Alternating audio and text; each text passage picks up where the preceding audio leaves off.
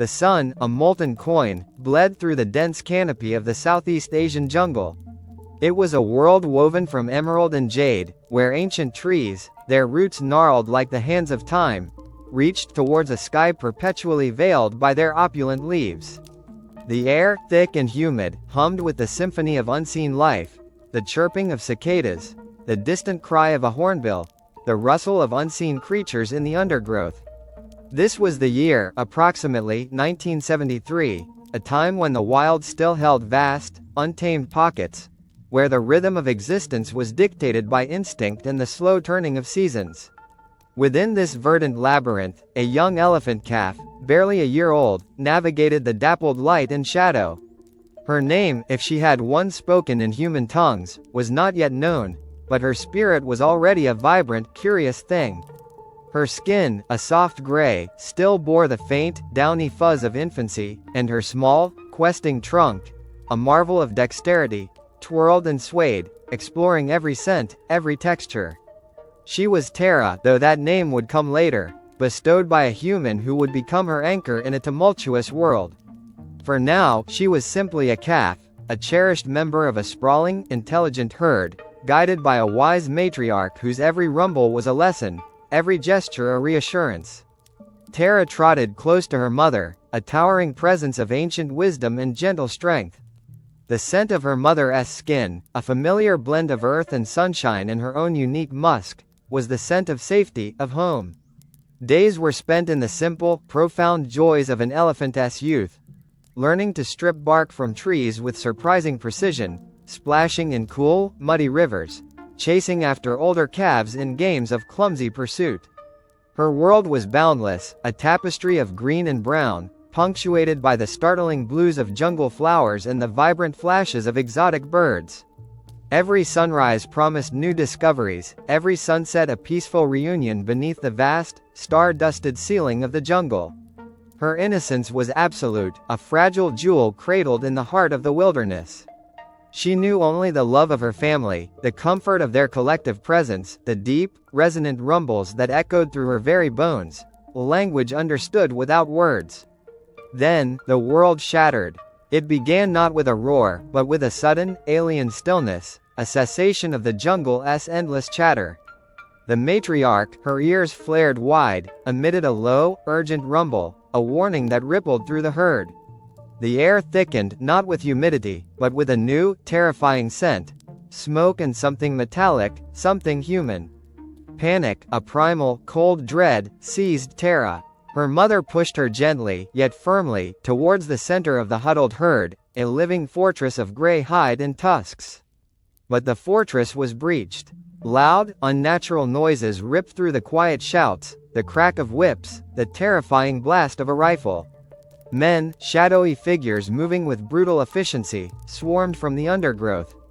Nets, thick and unforgiving, were flung, ropes tightened, snaring limbs, entangling trunks. The herd erupted in a cacophony of trumpets and screams, a symphony of terror and defiance.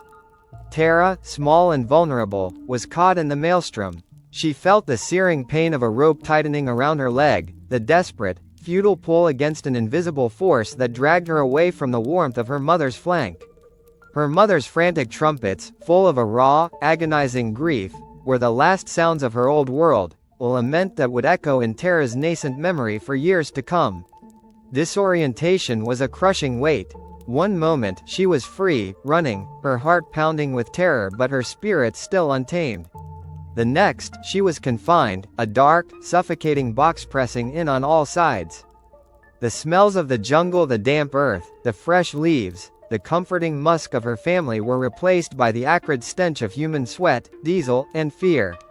The box, a crude wooden crate, swayed and jolted with a relentless rhythm. It was a journey into an unknown abyss, a profound disruption of everything she had ever known. The primal terror was a constant companion, a cold knot in her stomach.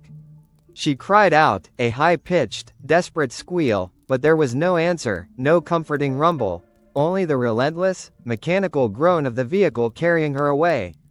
Hunger gnawed at her, thirst parched her throat, but these physical discomforts were dwarfed by the insurmountable loss that had descended upon her.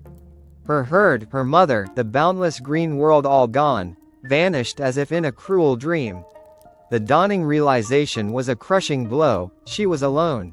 Utterly, irrevocably alone. The world had shrunk from an infinite expanse to the claustrophobic confines of this wooden prison, rattling her towards a future she could not comprehend, a future devoid of the familiar warmth of her family. The innocence of the jungle calf was shattered, replaced by a profound, echoing emptiness. The journey seemed endless, a blur of darkness, jarring motion, and the constant, thrumming vibration that resonated through her very bones. When the crate finally ceased its agonizing movement, it was only to be opened into a new kind of chaos. This was the circus, though Tarra had no name for it then. The air here was different, not humid with jungle growth, but dry and dusty, thick with the scent of sawdust, popcorn, and a strange, metallic tang of animal musk and fear. It was a world of fleeting crowds, loud music, and relentless repetition. From 1974 to 1980, Tarra's life became a grueling cycle of compliance born of necessity. The initial days were a blur of confusion and pain. Men with sharp prods and cruel hooks taught her what they wanted, not with patience or understanding, but with fear. She learned to stand on her hind legs, a posture unnatural and straining for an elephant. She learned to balance on impossibly small stools, her massive weight precariously distributed.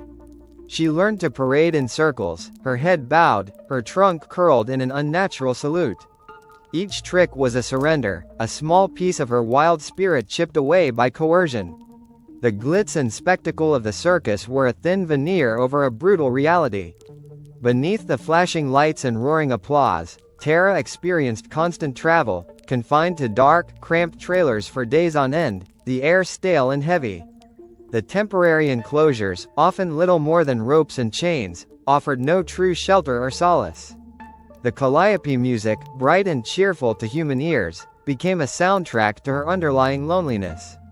She watched the crowds, a sea of faces blurring into one, their laughter and gasps of amazement echoing hollowly in her own heart.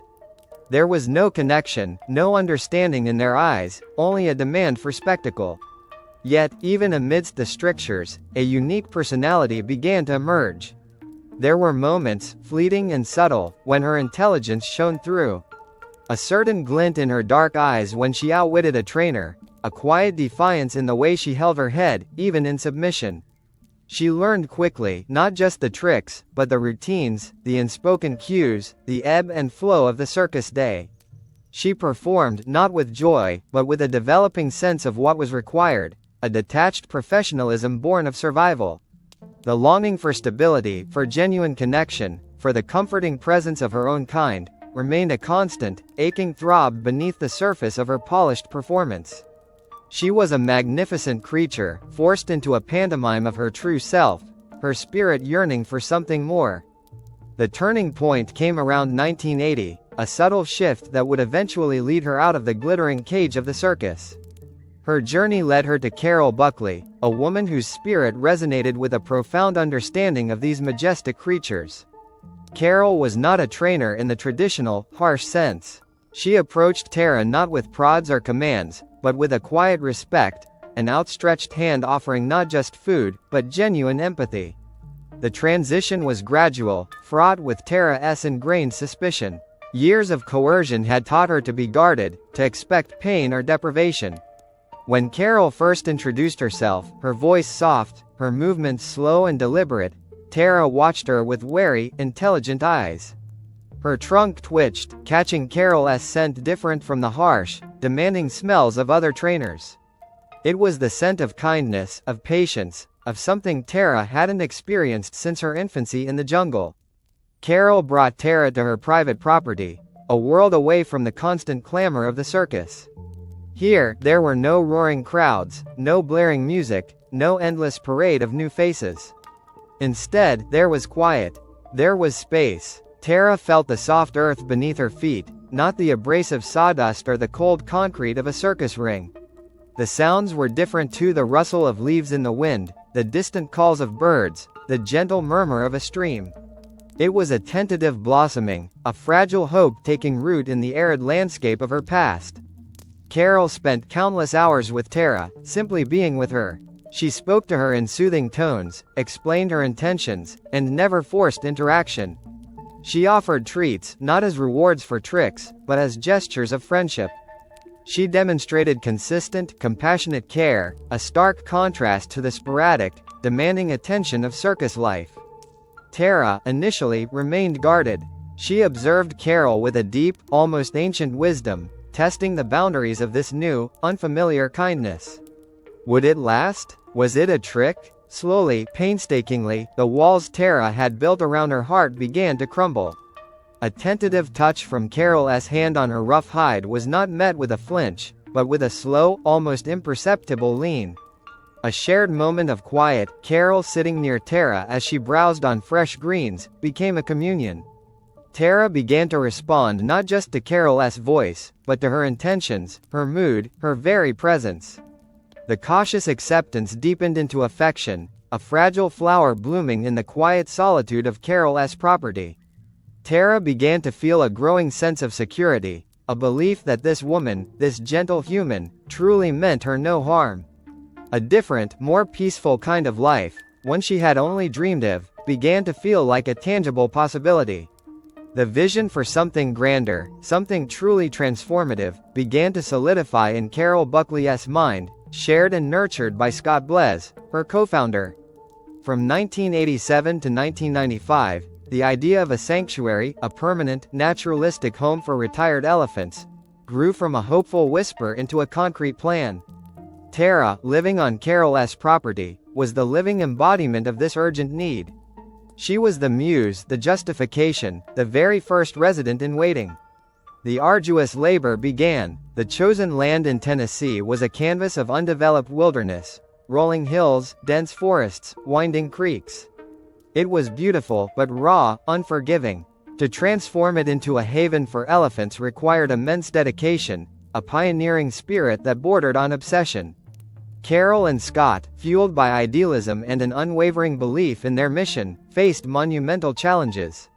There was the sheer physical work of clearing land, building miles of robust fencing, creating shelters that blended seamlessly with the natural environment.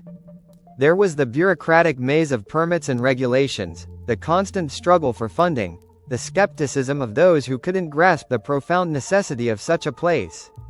Tarra observed it all. Her deep, intelligent eyes watched as bulldozers carved pathways where only deer had trod, as men and women toiled under the hot sun, their faces streaked with dirt and sweat. She felt the vibrations of machinery, heard the shouts of instructions, the clang of metal.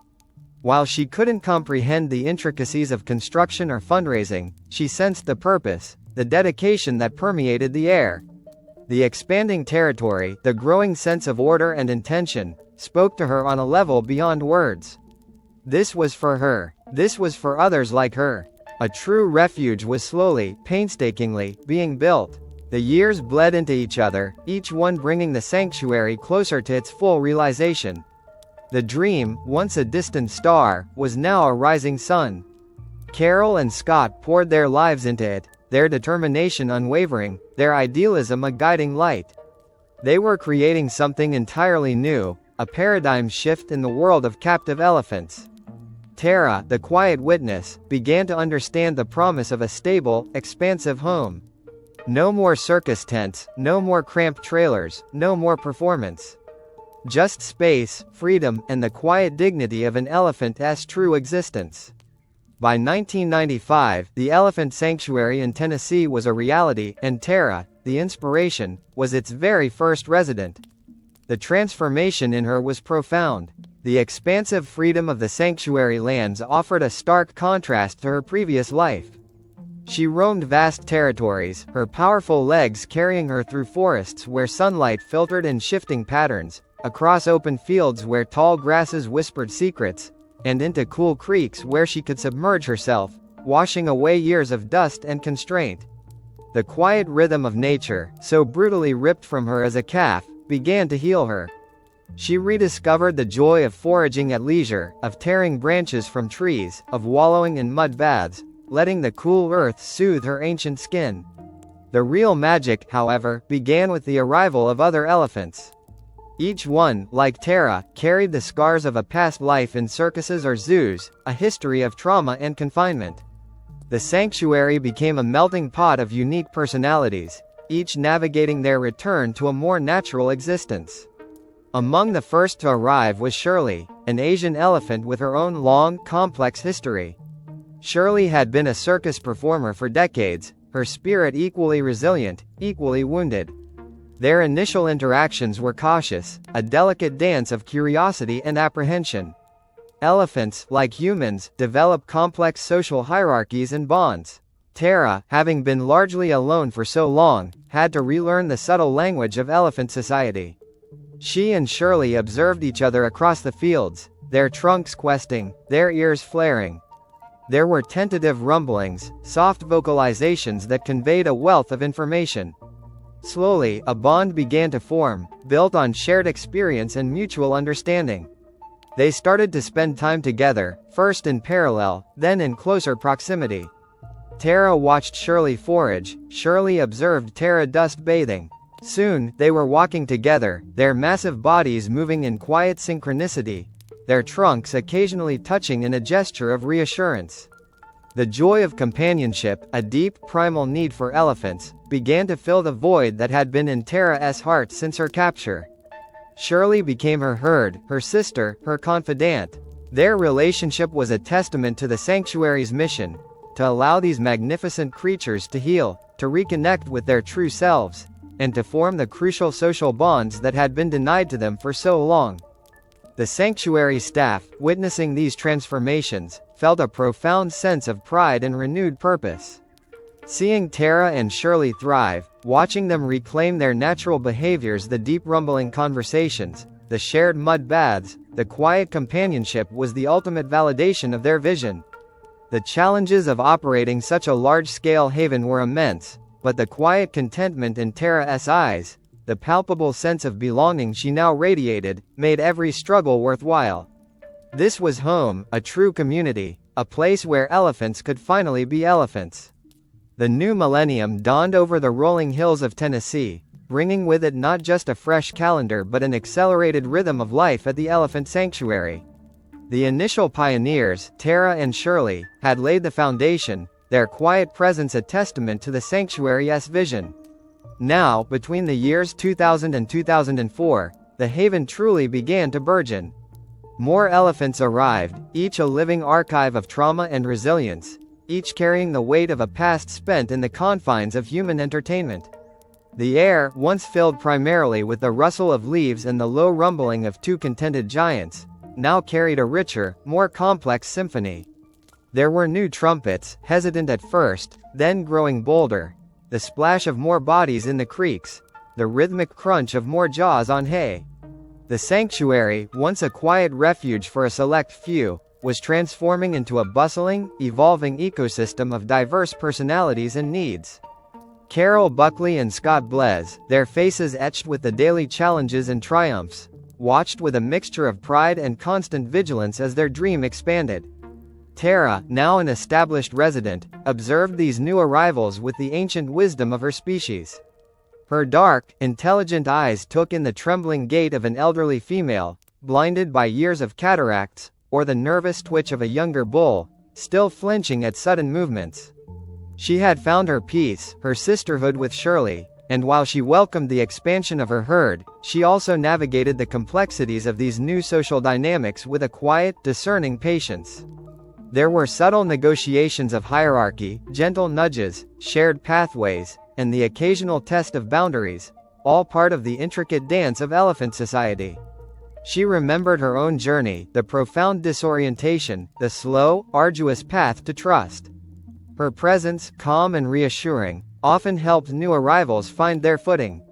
Amidst the growing herd and the constant hum of daily operations, a new figure became increasingly central to Tarra's world: Charles W. Chuck Tomlinson. Chuck was not a man of grand gestures or booming commands.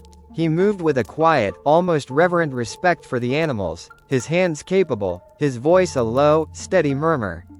He was one of the dedicated sanctuary staff, a man who understood that caring for these magnificent beings was not just a job, but a vocation. Chuck's routines were as consistent as the sunrise. He was there for the early morning feeds, the scent of fresh hay and grains mingling with the damp earth. He was there for the afternoon patrols, checking fences, clearing pathways, his gaze sweeping the vast acreage for any sign of distress or anomaly. And he was always there for the elephants, particularly Tarra. He didn't rush her, he didn't demand, he simply offered his presence, his quiet attention, and an unwavering gentleness that slowly, imperceptibly, began to chip away at the last vestiges of Tarra's guardedness.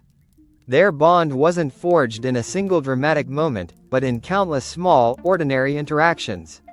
Chuck would bring her special treats, a handful of sweet potatoes, a perfectly ripe watermelon, not as a bribe, but as a gift, offered with an open palm and a soft smile.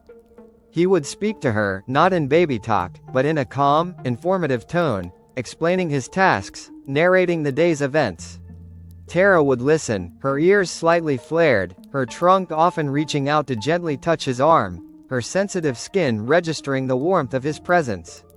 The daily routines of care were an intricate ballet. Veterinarians made their rounds, their quiet instructions guiding the staff. Carol and Scott oversaw the delicate balance of resources and animal welfare. But it was the ground staff, like Chuck, who were the constant, reliable anchors in the elephants' lives. They cleaned the barns, tended to minor injuries, and most importantly, simply were there. Chuck's affection for Tarra was evident in the extra moments he lingered, the gentle scratch behind her ear, the quiet observation of her moods. And Tarra, in turn, began to seek him out. His footsteps, his scent, the particular cadence of his voice, became beacons of comfort in her expansive world. It was a deepening trust, built on mutual respect and a profound, unspoken affection, laying the groundwork for a connection that would transcend the ordinary. As the years drifted from 2004 to 2006, Tarra's unique spirit, so long suppressed by circus life, found its full expression within the sanctuary's boundless acres.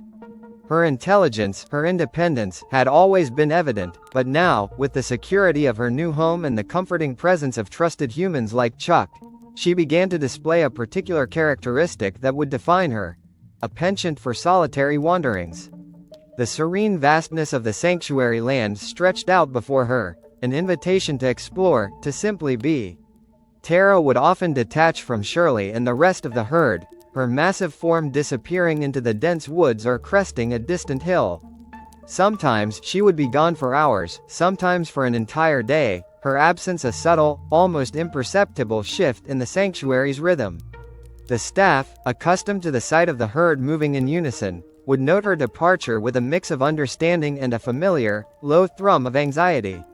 Carol, Scott, and the other caretakers, including Chuck, understood the importance of allowing elephants their natural behaviors, and solitary exploration was certainly one of them.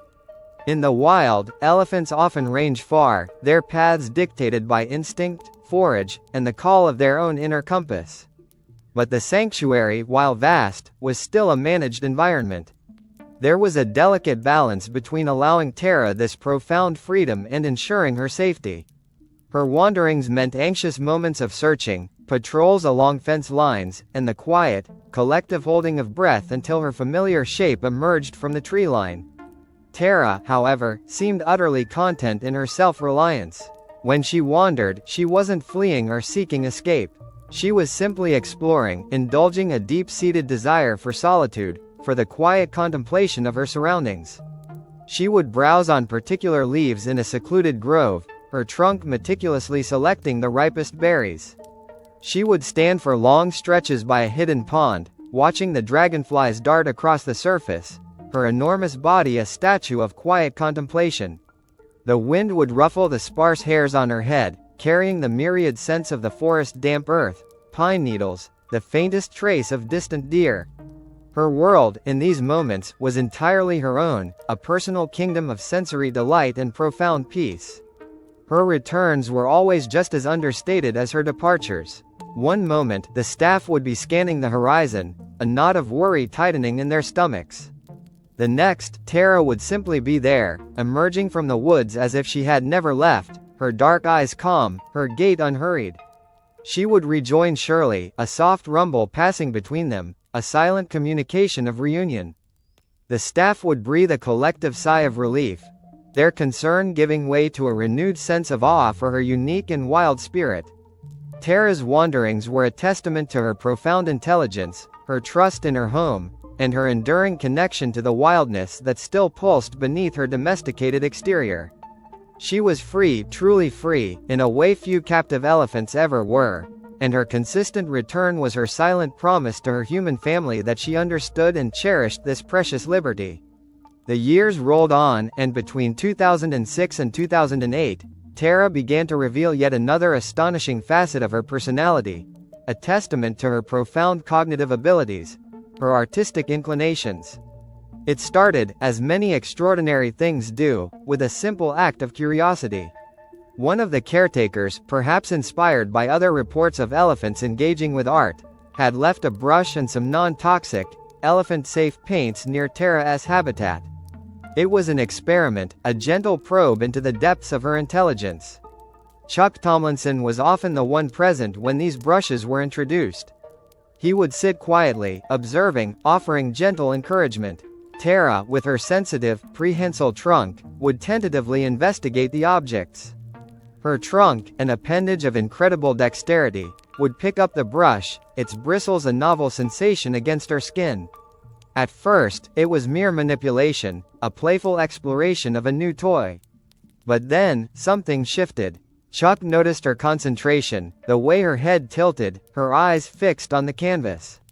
He saw her trunk, usually so adept at foraging or social greeting, now holding the brush with a surprising delicacy. She would dip it into a dollop of paint, the vibrant color a stark contrast to her gray skin, and then, with slow, deliberate strokes, apply it to the canvas. It wasn't random scribbling, there was an intentionality, a rhythm to her movements. She seemed to delight in the process, in the way the colors spread, in the mark she was making. The atmosphere during these painting sessions was always playful, creative, and filled with a quiet wonder. Chuck would offer her different colors, holding them out for her selection. He would praise her, his voice soft with encouragement. "Good girl, Tarra. That's beautiful." Tarra would often respond with a soft rumble, a contented sigh, or a gentle brush of her trunk against his arm, as if sharing her creation. Her paintings were abstract, of course, a swirling array of colors, bold strokes, and delicate lines. They were not representational in the human sense, but they were undeniably her own, a unique expression of her inner world. Each piece was a window into her mind, a visual manifestation of her thoughts and feelings, translated through the unexpected medium of paint and brush. The staff would gather, marveling at her focus, her engagement. Her paintings became cherished items, displayed in the sanctuary offices, tangible proof of her extraordinary individuality. Chuck, in particular, took immense pride in her artistic endeavors. He saw it not just as a clever trick, but as a profound act of self-expression, a conversation between species that transcended language. He would carefully lay out the canvases, prepare the paints, and patiently wait for Tarra to engage. Her joy in creative expression was palpable, a quiet contentment radiating from her as she worked. This phenomenon cemented Tarra's reputation not just as an intelligent elephant, but as a sentient being with a rich inner life, capable of unexpected and beautiful forms of communication. It deepened the staff's awe at her cognitive abilities and solidified her place as a truly unique individual, a magnificent artist in her own right. The bond between Tarra and Chuck, fostered through years of quiet companionship and shared moments of artistic creation, deepened into something fiercely protective as the calendar turned from 2008 to 2010. While the sanctuary was a place of peace, life with enormous, powerful animals always carried an underlying current of the unpredictable. It was during this period that Tarra demonstrated, in no uncertain terms, her deep, protective loyalty towards her human caretakers, especially Chuck. One crisp autumn afternoon, a new piece of heavy machinery, a large excavator, was being moved through a section of Tarra's habitat. The sanctuary staff, always meticulous about safety, had ensured the elephants were in a different pasture, but the roar of the engine, the grinding of metal tracks against earth, carried far on the clear air. Most of the elephants reacted with curiosity or mild apprehension, moving away from the unfamiliar sounds. But Tarra, who was closest to the action, seemed to sense something more. Chuck was overseeing the operation, standing a safe distance from the excavator, communicating with the operator via hand signals. Suddenly, the machine hit a hidden rock, lurching violently, its massive arm swinging erratically for a moment before the operator regained control. It was a minor incident, quickly rectified, but the sudden, jarring movement, coupled with the deafening clang of metal, sent a wave of unease through the air. Before anyone could fully react, Tarra let out a low, guttural rumble, a sound rarely heard from her, vibrating with a profound warning.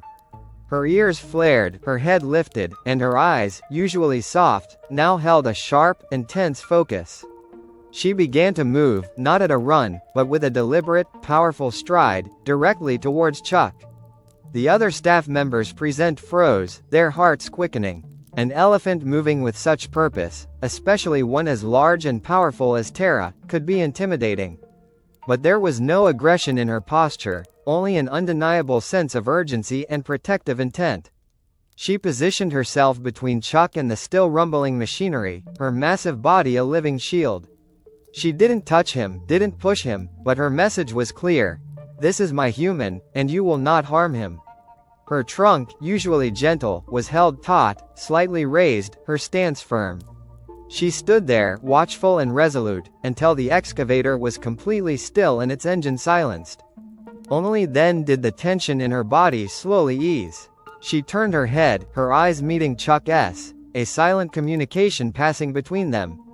Chuck, pale but profoundly moved, reached out a hand to stroke her trunk, his voice barely a whisper. "Thank you, girl. Thank you." The atmosphere, initially tense and watchful, dissolved into a wave of relief and profound understanding. This was not a trained response, not a trick learned in a circus ring. This was pure, unadulterated loyalty, an instinctual act of protection born from a deep-seated bond. It was a powerful demonstration of the often unspoken, yet deeply felt, connection between species, a testament to Tarra's unusual awareness and her fierce devotion. The caretakers, witnessing this extraordinary moment, felt a renewed sense of awe and responsibility. It was a stark reminder that these weren't just animals they cared for. They were sentient beings with complex emotional lives, capable of profound love and loyalty. Tarra's quiet determination, her unwavering protective stance, solidified her place not just as a resident, but as a guardian, a testament to the powerful, reciprocal affection shared between her and her human family, especially Chuck. The period between 2010 and 2011 settled into what would later be remembered as a golden age, a time of profound peace and connection at the sanctuary. The daily rhythm of life, now well established, hummed with a harmonious predictability. The sun rose over the mist-shrouded hills, casting long, shifting shadows across the dew-kissed pastures. The elephants, including Tarra, moved with a quiet dignity, their routines intertwined with the dedicated work of the sanctuary staff. At the heart of Tarra's world during this time was Chuck Tomlinson. His presence was a consistent, gentle anchor, a steady light in her expansive days. He would arrive each morning, his worn pickup truck crunching on the gravel path, his familiar whistle cutting through the crisp air. Tarra, with her keen hearing, would often be waiting, a low rumble of greeting emanating from her chest as he approached. Their interactions were a choreography of deep-seated trust and reciprocal affection. Chuck would spend time simply observing Tarra, watching her browse, dust-bathe, or interact with Shirley. He knew her moods, her subtle cues, the way her ear twitched when she was curious, the soft exhalation that signaled contentment. He would bring her favorite treats, not just the occasional watermelon, but specific types of browse he knew she preferred, gathered from the sanctuary's own abundant forests. He would speak to her in his calm, reassuring voice, sharing snippets of his day, his tone conveying a profound respect that Tarra clearly understood. He would groom her, a large brush working over her rough hide, especially in the hard-to-reach places behind her ears or along her back. Tarra would lean into his touch, her eyes half closed in pleasure, her massive body a picture of serene trust. These were not mere tasks, They were rituals of connection, moments of quiet communion that strengthened the invisible threads between them. Chuck's unwavering dedication was evident in every patient gesture, every soft word, every moment he simply chose to be with her. The sanctuary itself seemed to breathe with this sense of stability and well-being. The sounds were those of nature, the chirping of birds, the rustle of leaves, the distant murmur of the creek, punctuated by the contented rumbling of elephants. The air carried the clean scent of pine, damp earth, and the unique, comforting musk of the herd. This was a time of flourishing, of growth, where the vision of a true refuge had fully manifested. For Tarra, it was a period of mutual contentment. Her past traumas had receded, replaced by the quiet joy of companionship with Shirley and the deep, unwavering trust she held for Chuck. She was secure, loved, and free to explore the vastness of her home. For Chuck, it was the quiet fulfillment of purpose. He found immense joy in his work, in the profound connections he forged with these intelligent, sensitive beings, especially Tarra. Their bond was a testament to the power of interspecies understanding, a beautiful, harmonious melody in the grand symphony of the sanctuary. In hindsight, this period would be remembered with a poignant ache, a golden glow that illuminated the depth of their connection just before the shadow of tragedy would fall. It was a time when everything felt right, when the world, for Tarra and Chuck, was a place of profound peace, a quiet joy that seemed destined to last forever. The early months of 2012 settled over the elephant sanctuary like a familiar, comforting blanket. The air still held the crisp bite of winter mornings, but beneath it, the promise of spring was already stirring, a subtle scent of damp earth and burgeoning green. For Chuck Tomlinson, these were days imbued with a quiet rhythm, a profound satisfaction that resonated deep within his bones. His work was not merely a job, it was the very fabric of his existence, a dedication woven into the landscape of the sanctuary itself. Each dawn found Chuck moving with a practiced ease through the elephant pastures, his steps light despite the weight of his purpose. He knew the land intimately, every rise and fall, every ancient oak, every winding creek. His battered pickup truck, a familiar sight to the elephants, would rumble down the gravel paths, its engine a low, comforting hum in the stillness. Tarra, with her acute sense of hearing, often knew he was coming before he was even visible. A subtle shift in her posture, a flicker of her long eyelashes, would betray her anticipation. Chuck's interactions with Tarra were a series of gentle rituals, built on years of unwavering trust. He would approach her slowly, his hand often extended with the offering of a specially chosen treat, a crisp apple, a handful of sweet potatoes. He spoke to her in a low, conversational tone, his words a steady stream of observations about the weather, the other elephants, his plans for the day. Tarra would listen, her ears slightly fanned, her trunk often reaching out to touch his arm, her sensitive skin conveying a wealth of unspoken affection. Her dark eyes, deep pools of ancient wisdom, would fix on his, holding a gaze that seemed to penetrate beyond the surface, directly into his soul. He spent hours simply being in her presence, watching her browse, her powerful trunk deftly stripping leaves from branches. Observing her as she lumbered towards the watering hole, her massive body moving with an innate grace. He'd de-clean her habitat, repair a section of fence, or prepare her evening feed, always with an awareness of her proximity, a quiet hum of contentment emanating from her that mirrored his own. There were no theatrics, no grand displays, just the profound, steady hum of mutual respect and affection. Yet, even in this idyll, an undercurrent of the unpredictable always lingered, a subtle reminder of the sheer power and scale of the creatures he dedicated his life to. Chuck, with his years of experience, moved with a vigilance that was almost second nature. He knew the unspoken rules, the delicate balance of trust and caution required when working alongside beings so immense, so ancient. He'd seen moments of sudden, instinctual movement, the unexpected shift of a massive foot, the startling trumpeting that could erupt without warning. He respected their power, never taking it for granted, even as he reveled in their gentle companionship. This respect, this quiet understanding of their inherent wildness, was part of what made him so good at his job, so beloved by the elephants. In the weeks leading up to March, Tarra seemed to exhibit an unusual sensitivity to Chuck's presence. She would linger longer after their morning greetings, her trunk often resting gently on his shoulder as he spoke. Her rumbling, usually a soft, contented sound, sometimes held a deeper resonance, an almost possessive warmth when he was near. It was subtle, easily missed by an untrained eye, but to Chuck, who knew her every nuance, it felt like an intensification of their already profound bond. A quiet, almost imperceptible deepening of attachment, as if she sensed, with the uncanny intuition of her kind, a fragility in the air, a silent shift in the cosmic balance that only she could perceive. His joy in his work was palpable, his commitment unwavering, and Tarra's peaceful presence beside him was the ultimate affirmation of a life well lived, a purpose deeply fulfilled. It happened on a quiet March day, the kind of day that usually unfolded with the gentle predictability of the sanctuary's established rhythm. The sun, a pale disk in a sky washed clean by recent rain, cast long, watery shadows across the fields. The air was cool, damp, carrying the scent of rich earth and awakening flora.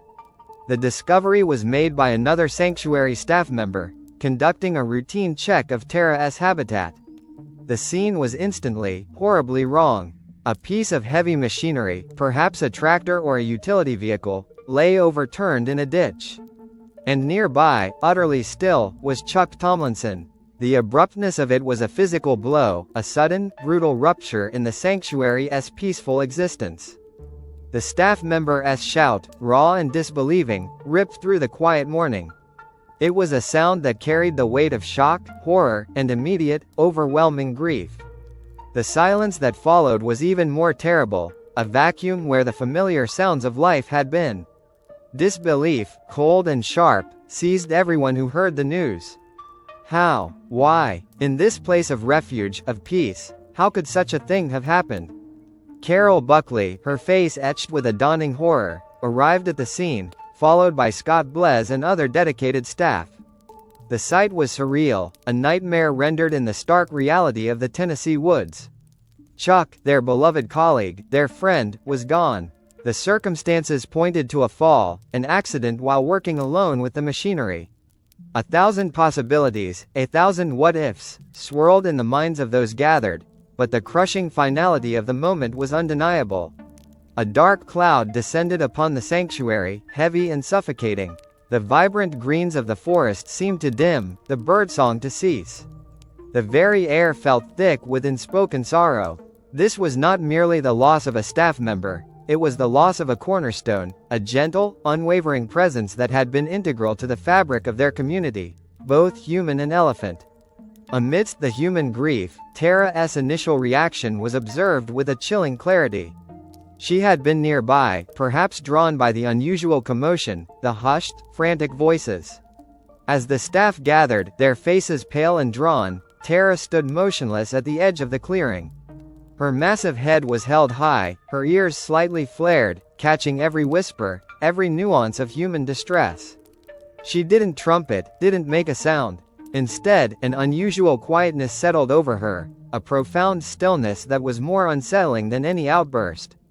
Her dark eyes, usually so expressive, seemed to hold a deep, uncomprehending agitation, a subtle tremor running through her powerful frame.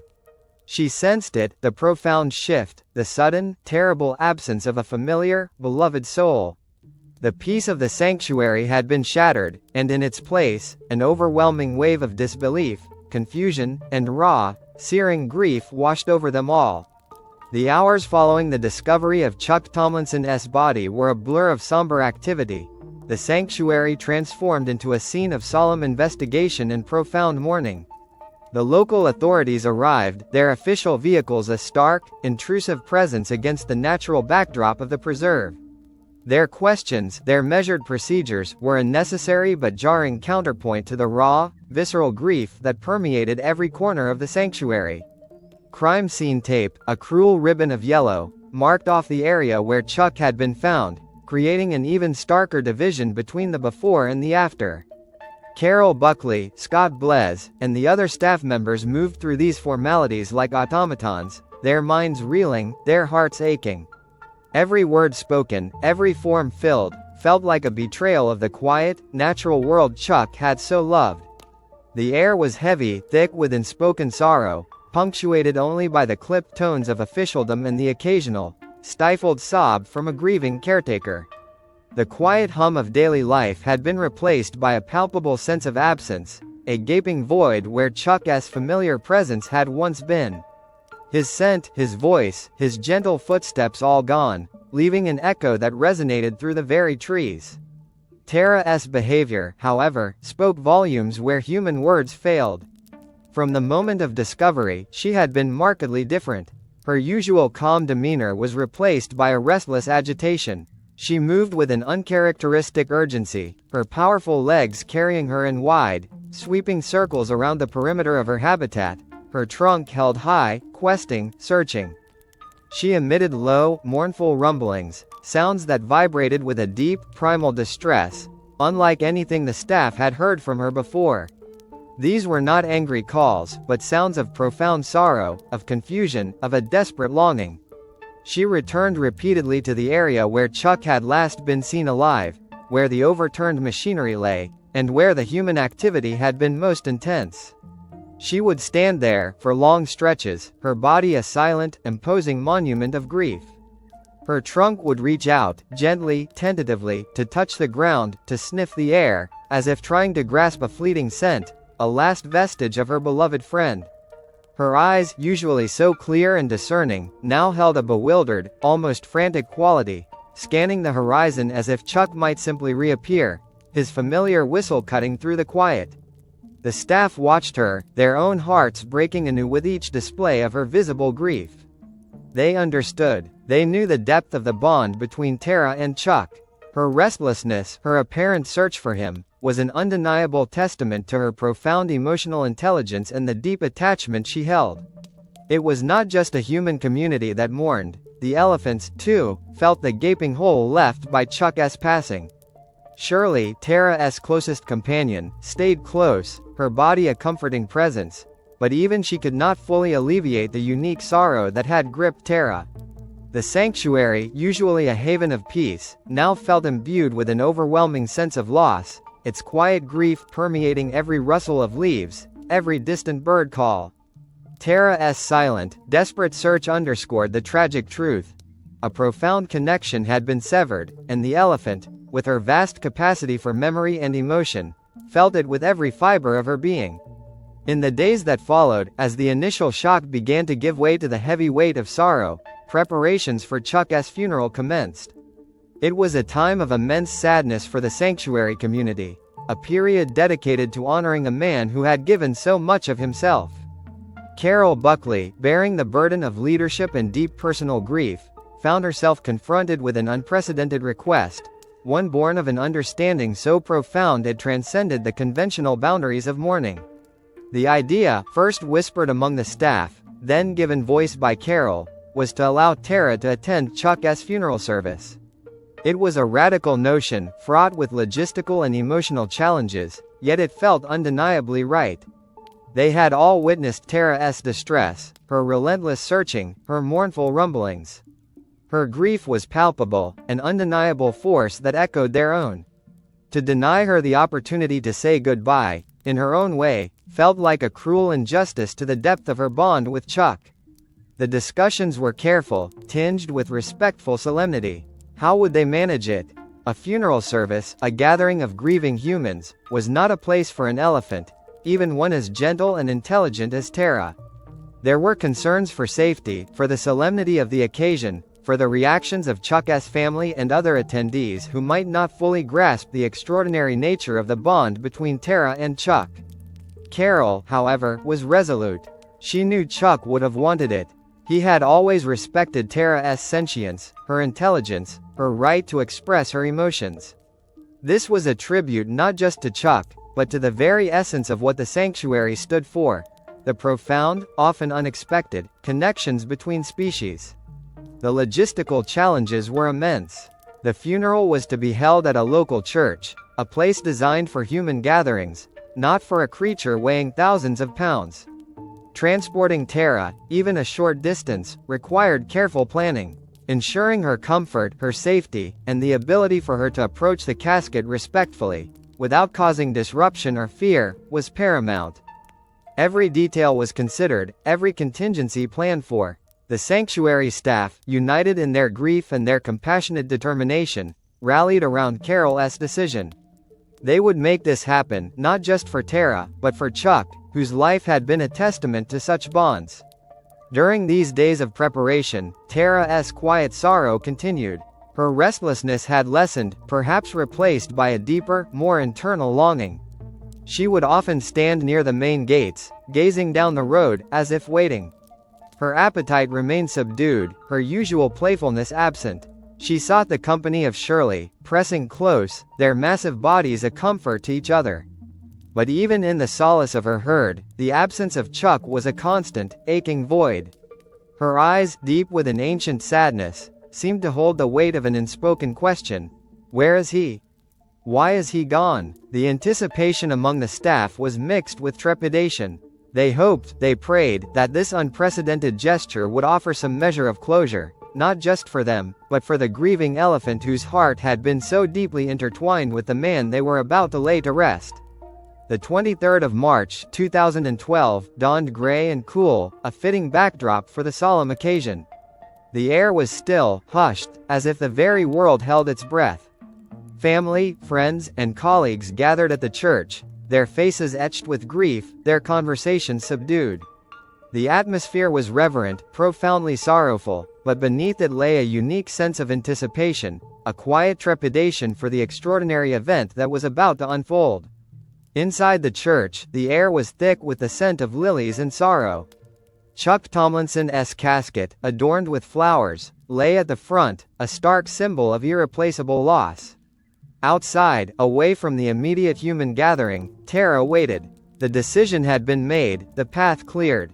No ropes, no prods, no coercion. This was to be her choice, her farewell. A hushed whisper rippled through the gathered mourners as a collective gasp escaped their lips. Slowly, deliberately, Tarra emerged from the distant tree line. Her massive form, a silhouette against the pale sky, moved with a quiet dignity, an almost ethereal grace. She walked unled, uncoerced, guided by an unseen force, an undeniable instinct. Her pace was slow, measured, each footfall a soft thud on the damp earth. Her head was held low, her ears slightly back, a posture of profound respect and sorrow. The world seemed to hold its breath. The only sounds were the rustle of leaves in a faint breeze and the soft, almost imperceptible exhalations of the awestruck attendees. Tarra continued her pilgrimage, her dark eyes fixed on the gathering, on the church, on the casket. There was no fear in her gaze, no hesitation, only a deep, unwavering purpose. She approached the churchyard, her enormous body moving through the human landscape with a solemn majesty. She stopped at the edge of the gravesite, her eyes sweeping over the mourners, then settling on the casket. A low, soft rumble, barely audible, emanated from her chest, a sound of deep, guttural lament. It was a sound that spoke of ancient grief, of profound understanding, a language that transcended human words. Then, with an astounding tenderness, Tarra moved forward.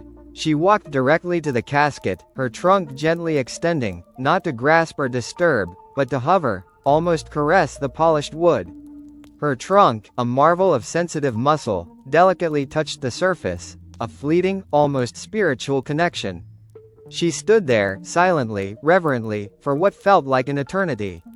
Her immense presence, her quiet dignity, transformed the scene. The boundaries between human and animal grief blurred, dissolved.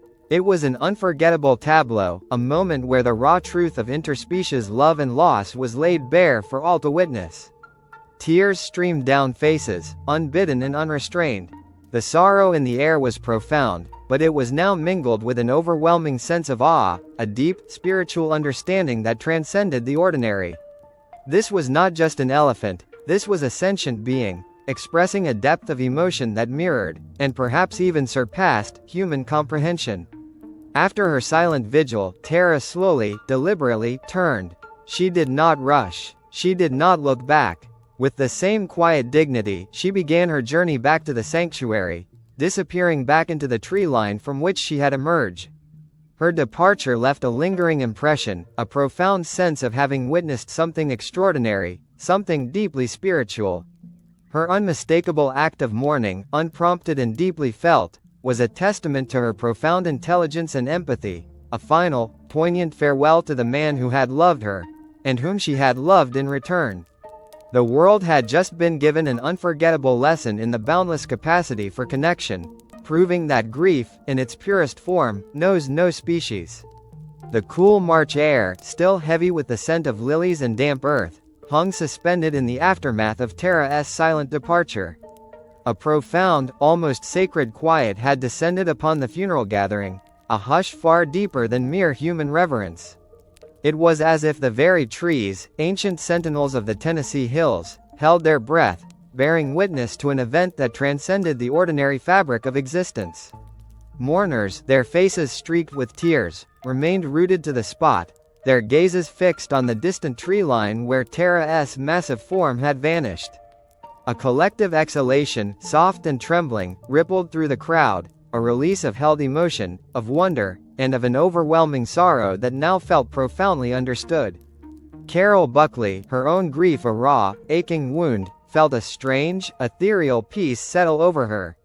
The sight of Tarra, unled, uncoerced, approaching Chuck's casket with such solemn dignity, had confirmed every belief she held about the profound emotional lives of elephants.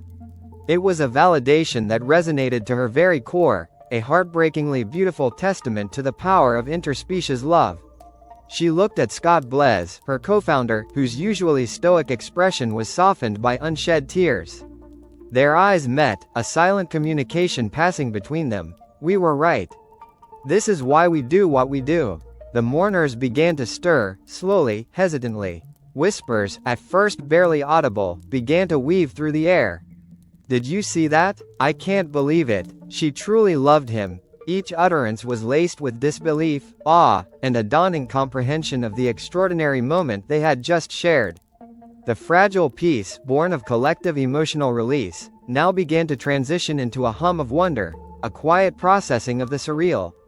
People exchanged glances, their eyes wide with a shared, unspoken understanding, a recognition of having witnessed something truly sacred, a blurring of the lines between human and animal grief that would forever alter their perception. A few discreet camera phones, initially raised to capture the solemnity of the funeral, had subtly shifted focus, capturing fleeting, grainy images of Tarra's pilgrimage. A local reporter, present to cover the passing of a beloved community member, had seen it all unfold, her pen poised, her mind reeling. The story, too powerful, too poignant to be contained, began its inexorable journey. It started as hushed retellings among family members, tearful phone calls to distant relatives, then quickly blossomed into local news reports, shared with a mix of reverence and astonishment. The initial ripple, small but potent, was spreading, carrying the weight of Tarra's unspoken farewell across the quiet towns of Tennessee. Back at the sanctuary, Tarra continued her journey, her steps measured, her enormous body moving with a renewed sense of purpose. The short distance from the churchyard to her habitat felt different now, imbued with the lingering echoes of her profound act. She returned to the familiar paths, the comforting sense of her home, but she was not unchanged. Her quiet settling back into the rhythm of the sanctuary was tinged with a subtle shift, a deeper introspection. She sought out Shirley, her lifelong companion, pressing her massive head against her friend's flank. A low rumble, softer than usual, passed between them, a silent exchange of understanding, of shared processing. The profound loss of Chuck still resided within her, a quiet ache, but perhaps, now, it was accompanied by a fragile sense of completion, a final, dignified farewell offered and received. The initial shock had given way to a deep, internal processing, leaving Tarra in a more settled, yet still deeply affected, state. The story of Tarra attending Chuck's funeral, a raw, unscripted tableau of interspecies grief, exploded onto the global stage with astonishing speed. Within weeks of that solemn March day in 2012, the initial local reports had morphed into a viral phenomenon, capturing the world's attention with an intensity that few human stories ever achieve. The internet, a vast, hungry maw for emotional narratives, devoured the grainy videos and poignant photographs, replicating them across continents in mere hours. News channels, from local affiliates to international networks, clamored for interviews. Journalists, initially skeptical, found themselves moved to tears by the raw authenticity of the elephant's mourning. The sanctuary, once a quiet haven known primarily to animal welfare advocates, suddenly became a focal point of global fascination. Carol Buckley, her voice often hoarse from countless interviews, found herself navigating a whirlwind of media scrutiny. Cameras descended upon the peaceful Tennessee hills, their lenses capturing the daily lives of the elephants, the dedicated work of the staff, and above all, Tarra. Her image, her dark, soulful eyes, her massive form standing in quiet reverence before Chuck's casket, became an icon, a symbol of unwavering loyalty and profound empathy. The fascination was not merely sentimental, it sparked intense scientific discussions about elephant empathy and intelligence. Researchers, ethologists, and cognitive scientists, who had long argued for the complex emotional lives of animals, found in Tarra's act undeniable, visceral proof. Articles appeared in scientific journals and popular magazines, dissecting the behavior, analyzing the implications. Was it learned behavior, instinct, or a conscious act of mourning, mirroring human grief? The consensus leaned overwhelmingly towards the latter. Tarra's action challenged anthropocentric views, forcing a re-evaluation of what it meant to be sentient, to experience loss, to express love across species boundaries. For Carol and Scott, this sudden, overwhelming surge of public interest was a double-edged sword. On one hand, it was exhausting. The constant demands, the need to protect the elephants from intrusive attention, the responsibility of articulating the sanctuary's mission to a global audience. On the other hand, it was the platform they had always dreamed of. Tarra's story provided an unprecedented opportunity to advocate for elephant welfare on a scale they could never have imagined. Carol spoke tirelessly about the plight of elephants in captivity, the importance of sanctuaries, the urgent need for greater understanding and compassion. Every interview became a chance to educate, to inspire, to validate the life's work she and Scott had poured into creating this haven. There was a profound sense of validation for their decades of dedication. For so long, their work had been seen as niche, idealistic.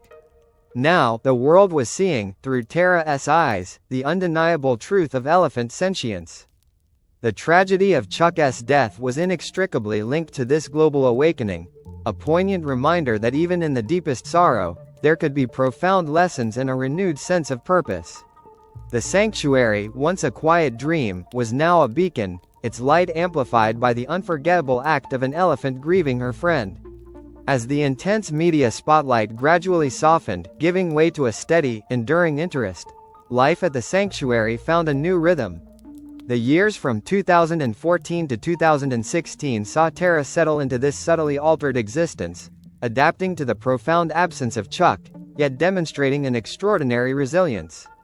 The memory of Chuck, and of Tarra's unforgettable farewell, remained an indelible part of the sanctuary's collective consciousness, a quiet, poignant undercurrent to the daily routines. Tarra's interactions with the other elephants and staff were observed with a heightened awareness, a deeper understanding of the nuances of her emotional landscape. While the initial, acute distress had subsided, the absence of Chuck left a quiet void in her life. She no longer sought out his specific scent or listened for his particular whistle. Yet, there were subtle changes. She would sometimes linger longer by the gate where his truck used to pull in, her trunk idly touching the metal, a ghost of memory perhaps. Her painting, once a joyous, shared activity with Chuck, became less frequent, though when she did engage, there was a quiet, almost meditative quality to her strokes. Her bond with Shirley, however, deepened further, becoming an even stronger anchor in her world. They were almost inseparable, their massive bodies often seen side by side, their rumblings a constant, comforting dialogue. Shirley's steadfast companionship was a testament to the power of elephant sisterhood, a silent, unwavering support that helped Tarra navigate her grief. The other elephants too, seemed to sense a shift in Tarra, offering gentle nudges, sharing preferred foraging spots, their collective presence a balm to her spirit. The sanctuary staff, still grieving Chuck in their own ways, continued to provide Tarra with consistent, compassionate care. They understood that while the world had moved on, Tarra's memory was long, her capacity for attachment immense. They made sure she received extra attention, gentle words, and the quiet reassurance that she was loved and safe.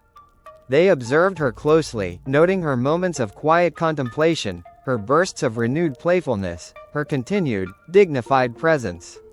Her resilience was a source of constant inspiration, a living testament to the strength of the elephant spirit. Through these years, the staff felt a profound confirmation of the elephant's complex emotional landscapes. Tarra's journey through grief, her adaptation to loss, and her continued capacity for joy and connection, reinforced everything they believed. It was a powerful reminder that these magnificent beings were not just animals, but individuals with rich inner lives, capable of deep sorrow and extraordinary healing. Her story, though initially born of tragedy, became a narrative of hope, showcasing the enduring power of love and the remarkable resilience of the spirit, both human and elephant. The sanctuary, in its quiet dedication, continued to be a place of healing, a testament to the profound emotional lives of its residents.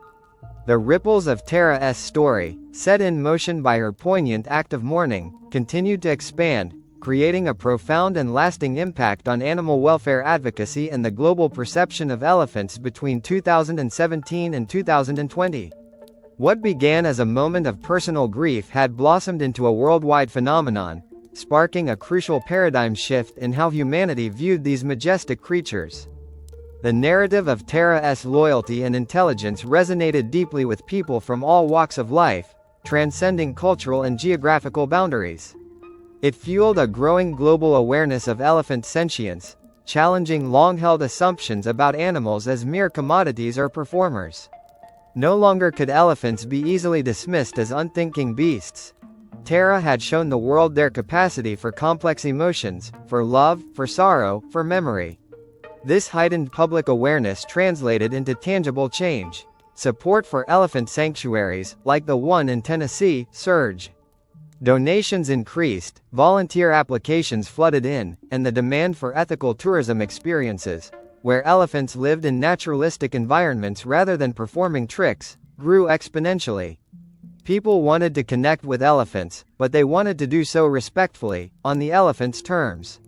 Scientific research into elephant cognition and emotional intelligence also received a significant boost.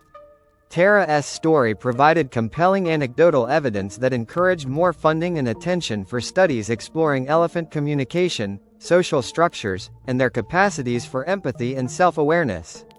Researchers published new findings, deepening humanity's understanding of these highly intelligent and social animals, further dismantling the outdated notion that their emotional lives were simplistic or non-existent. The enlightened discourse fostered by Tarra's story began to influence policy. There was increased pressure on zoos to phase out elephant exhibits that could not provide adequate space and social structures. The debate around the use of elephants in circuses intensified, with more countries and municipalities enacting bans on such practices. Activists, armed with the powerful imagery and narrative of Tarra, found a more receptive audience for their calls for compassionate animal treatment and stronger protections for endangered elephant populations in the wild. Tarra's quiet, dignified act of mourning had become a catalyst for a global movement, inspiring tangible change and policy shifts that prioritized the well-being and inherent dignity of elephants. Her legacy was not just a memory, but a living, evolving force for good in the world of animal welfare. In the unfolding tapestry of the years that followed, the legacy of Tarra's extraordinary act continued to weave its indelible threads through the very fabric of the elephant sanctuary and beyond. Her story, born of profound connection and tragic loss, became not just a cherished memory but a living testament to the boundless capacity for interspecies love and the enduring spirit of resilience. The sanctuary, Carol Buckley's life's work, continued to thrive, a beacon of hope perched amidst the rolling Tennessee hills. It expanded its acreage, welcomed more elephants, each with their own harrowing pasts, offering them the same expansive freedom and compassionate care that had healed Tarra. The rumbling of the herd, the gentle splashing in the creeks, the rustle of foraging trunks. These were the ongoing symphony of a vision realized, a promise kept. Tarra herself, though now an elder stateswoman of the herd, remained an enduring presence, a quiet icon. Her dark, intelligent eyes still held the wisdom of her years, the echoes of her wild beginnings, her circus past, and the deep, unwavering bond she had shared with Chuck. She continued her solitary wanderings, her massive form a familiar sight against the backdrop of the forests. But always, she returned to the comforting embrace of her herd, to the security of her home. She was a living symbol of hope, a powerful reminder that even after immense trauma, healing was possible, and that love, in its purest form, could transcend the boundaries of species and even death. Her resilience, her quiet dignity, and her profound capacity for connection continued to inspire staff and visitors alike, a constant reaffirmation of the sanctuary's vital mission. Chuck Tomlinson's memory, too, became forever intertwined with Tarra's story.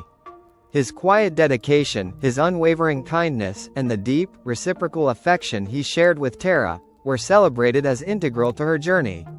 His legacy was not just in the work he did, but in the profound bond he forged, a bond that had unveiled the depths of an elephant's heart to the world. He was remembered as the gentle soul who had truly seen and understood Tarra, whose life, though tragically cut short, had left an imprint of kindness that would resonate for generations.